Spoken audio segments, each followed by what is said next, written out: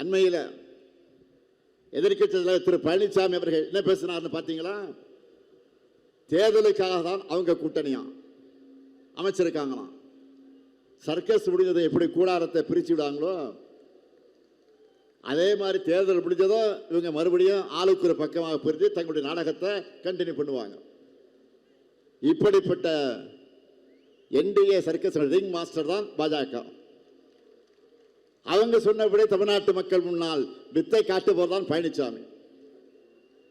பழனிசாமி அவர்கள் தான் என்ன பேசணும், தான் என்ன பேசணும் தெரிஞ்சுதான் பேசுறாரான்னு எனக்கு புரியல. அவர் லேபரா ஜாயின் பண்ணி இருக்கக்கூடிய ஓனரோட தலைமையிலான கூட்டணி கொள்கை இல்லாத கூட்டணி, சந்தர்ப்பாத கூட்டணி. அதை அவரே மக்கள்கிட்ட ஒப்புத வாக்கியமாக கொடுத்திருக்கிறார்.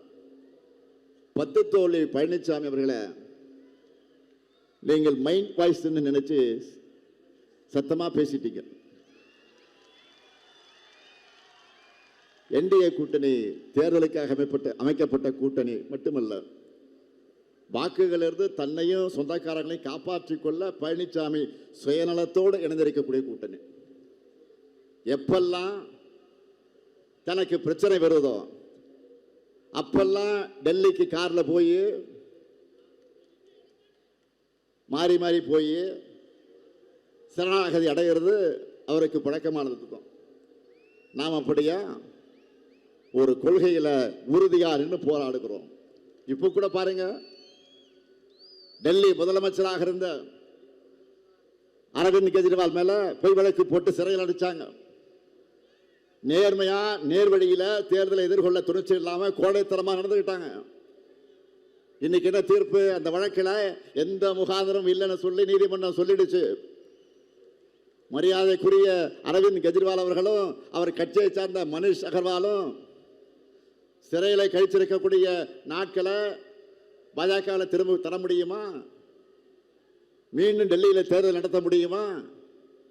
இதே ஃபார்முலாவை தான் தமிழ்நாட்டில் செய்ய நினைக்கிறாங்க. தங்களுடைய ஏவல் அமைப்புகளை வச்சு நம்ம மிரட்ட பார்க்கிறாங்க. உங்களுடைய அரட்டல் மிரட்டலுக்கு பயப்படாங்க. அடிமையும் இல்லை, கோழையும் இல்லை. தைரியமாக உங்களை எதிர்கொள்வோம். அதனால்தான் மக்கள் மட்டுமில்லாம பல கட்சிகளும் நம்ம மேல நம்பிக்கை வச்சு நம்ம கூட்டணியில் இணைகிறாங்க. தேர்தலுக்கு தேர்தல் கூட்டணியில் இருக்கக்கூடிய கட்சிகள் எண்ணிக்கை குறைஞ்சிருப்பதை தான் பார்க்கிறோம். தேர்தலுக்கு தான் கூட்டணி கட்சி கொஞ்சம் குறைஞ்சிட்டு போவோம். அந்த வழக்கத்துக்கு மாறா நம்ம கூட்டணியின் பலம் மேலும் மேலும் அதிகரிச்சுட்டு போகுது.